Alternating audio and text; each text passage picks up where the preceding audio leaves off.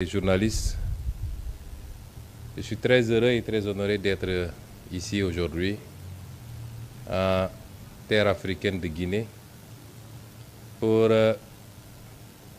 perpétuer une tradition qui est d'abord une tradition entre les peuples avant d'être une tradition entre les États et les gouvernements, une tradition de fraternité, de solidarité, de communion et d'unité. Je voudrais, à l'entame de mon propos, remercier son Excellence le Président Mamadi Doumbouya, qui, comme je l'ai dit tout à l'heure, est un ami et un frère, avec lequel je m'entretenais beaucoup bien avant notre accession au pouvoir. Et c'est toujours un plaisir de le revoir. Remercier le Premier ministre, M. Amadou Ouriba, qui nous a réservé un accueil particulier et chaleureux. Après nous avoir fait l'honneur d'une visite à Dakar l'année passée. Et c'est lors de cette visite que nous avions convenu d'organiser celle-ci. Lui témoigner de mon amitié, de ma confraternité et de mon engagement, ainsi que celui de tout mon gouvernement, à œuvrer avec le gouvernement de la République sœur de Guinée pour hisser les relations entre nos pays à des niveaux jamais atteints.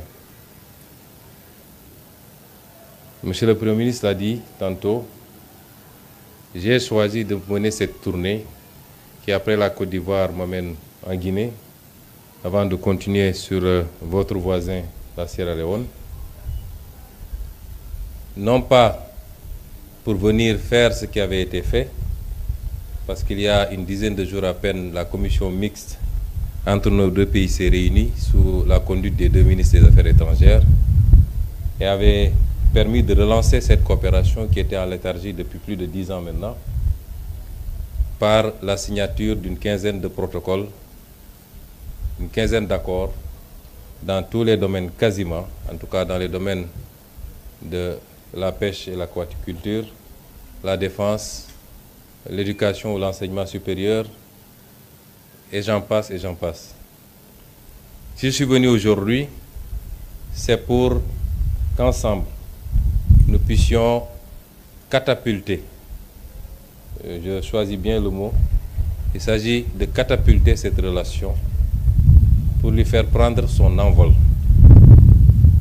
La relation, elle est saine, elle est solide, et comme je l'ai dit à l'entame de mon propos, elle est d'abord portée par les peuples, puisqu'il y a beaucoup de ressortissants sénégalais établis en République de Guinée et beaucoup de ressortissants guinéens établis en République du Sénégal. Et de part et d'autre, ces ressortissants sont très bien traités, sont très bien intégrés. Ils travaillent, ils gagnent leur vie, s'y marient quelquefois, s'y installent, ils achètent des maisons. Donc c'est les peuples et les populations d'abord qui forment l'assise de cette relation. Et nous devons continuer dans une époque de discours d'exclusion, de xénophobie, à parler à nos populations, à les sensibiliser, qu'au-delà des frontières ici du découpage colonial, nous formons un seul et même peuple et nos destins sont liés. Forte ensuite de par l'impulsion qu'à travers les générations, les chefs d'État lui ont donné cette relation, mais que nos deux chefs d'État actuels, son Excellence le Président Mamadi Doumbouya et son Excellence le Président Bassirou Diomaye Faye, ont décidé d'approfondir.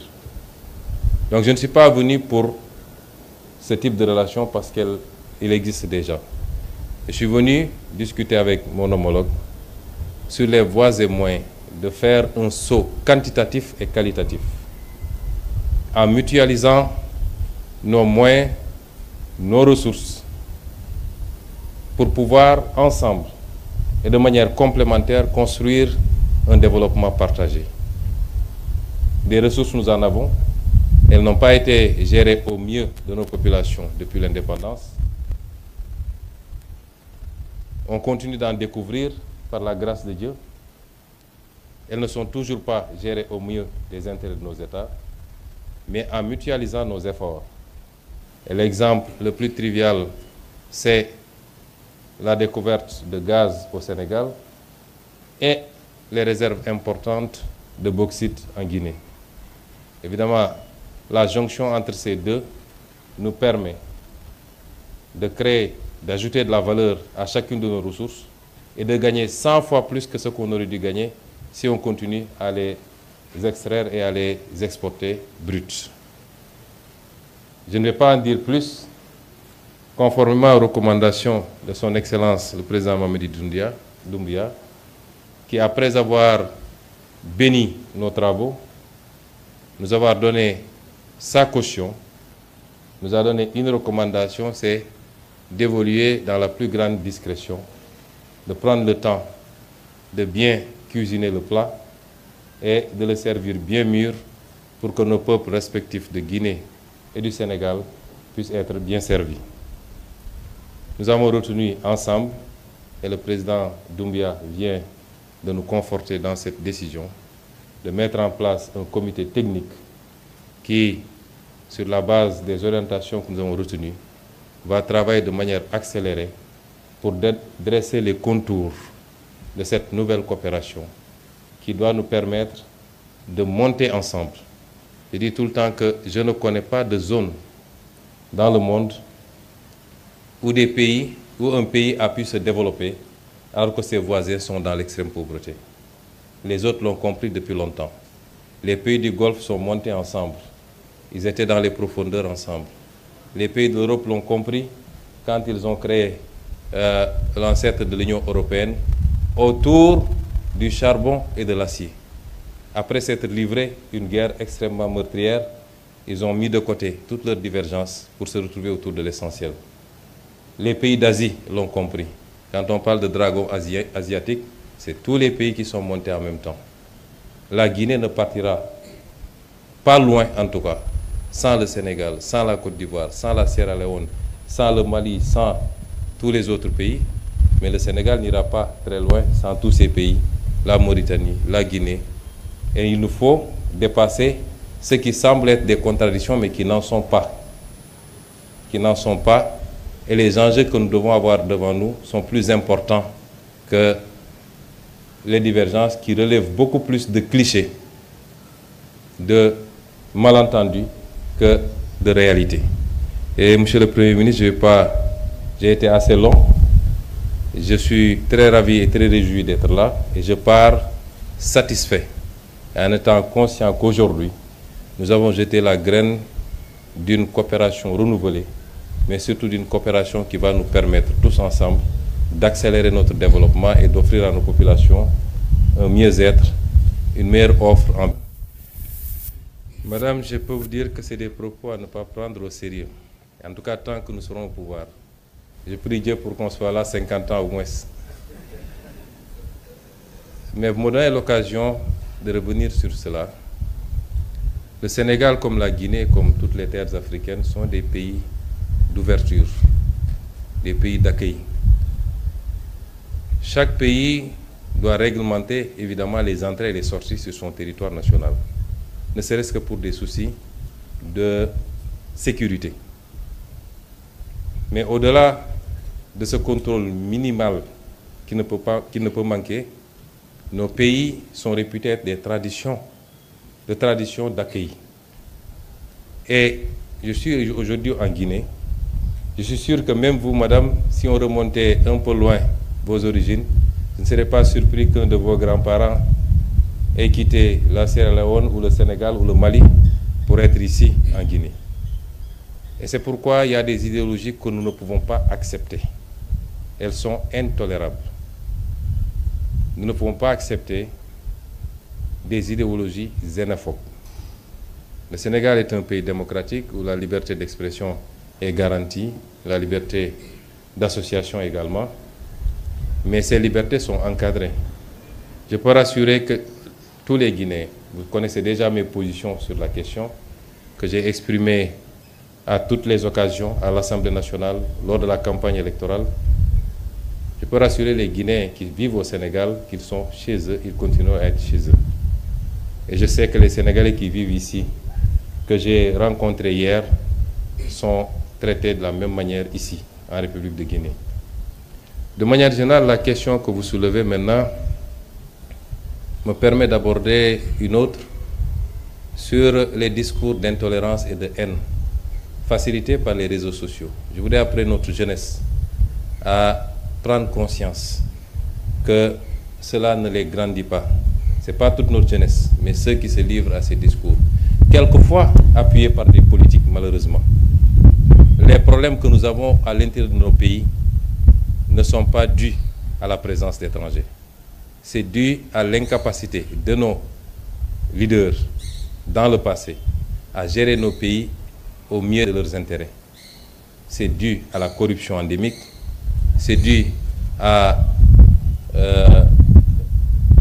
la manière dont nos ressources naturelles ont été bazardées pour la plupart, notre incapacité à avoir une vision articulée, cohérente, permettant de travailler, d'industrialiser nos pays, de créer des emplois et de l'offrir aux jeunes.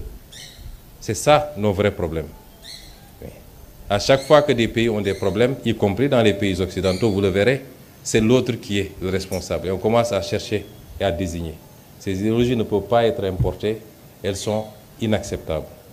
Et je lance un appel à cette jeunesse, je sais souvent qu'elle m'écoute, au-delà du Sénégal, cette inimité, le terme n'est pas trop fort, quand vous voyez des compétitions sportives, si la Guinée doit rencontrer le Sénégal, c'est comme si on allait en guerre, alors que c'est taper sur un ballon simplement. Ça vole très bas, les gens s'insultent, les gens se disent des mots. Il faut que nous revenions à ce qui nous a été légué par nos devanciers. Nous sommes des frères, des peuples frères, des peuples amis. Je ne dirais même pas des peuples, nous sommes des nations frères, sœurs du moins, mais nous sommes un seul et même peuple. Et je voudrais vous rassurer qu'au Sénégal, toutes les dispositions ont été prises pour que les discours xénophobes, indexant l'autre simplement parce qu'il est, que ces discours disparaissent et qu'ils ne soient jamais suivis d'actes. Merci pour la question. Je suis venu ici pour une tournée économique et voilà une question éminemment politique. Monsieur Tanguy, les États, quel que soit le niveau de fraternité et d'amitié qu'il y a, les États ont nos réalités internes qu'il faut respecter. Aujourd'hui, il y a des gens qui sont arrêtés au Sénégal pour différents délits, qu'on peut qualifier, certains qualifient de délits politiques. Et ce n'est pas aux autorités guinéennes de venir au Sénégal nous dire ce qu'il faut faire. Je m'abstiendrai par respect de venir en Guinée pour avoir à dicter aux Guinéens ce qu'il y a à faire. Si mes relations amicales et fraternelles me le permettent, et si je devais en parler, ce serait en douce, amicalement, mais je ne viendrai pas ici dans une conférence de presse pour vous dire que j'ai dit ceci ou j'ai fait cela. Et je pense que globalement, ça doit se passer comme ça. Nous nous préoccupons mutuellement de l'évolution de chacun de nos pays, puisque la stabilité de chacun de nos pays impacte, ou l'instabilité de chacun de nos pays peut impacter sur les autres pays. Nous sommes déjà assez confrontés à la question sécuritaire dans beaucoup de nos pays amis et frères, mais ça ne va pas au-delà de cela. J'ai suffisamment d'expérience politique pour ne pas venir ici vous dire j'ai dit ceci aux autorités guinéennes. Ça ne relève pas de ma compétence.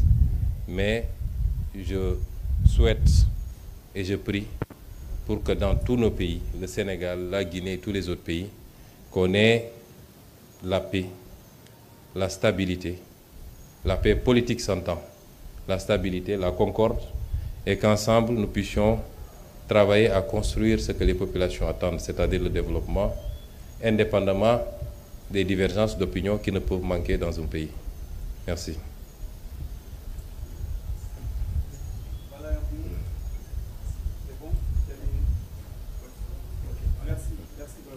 Merci beaucoup. Merci.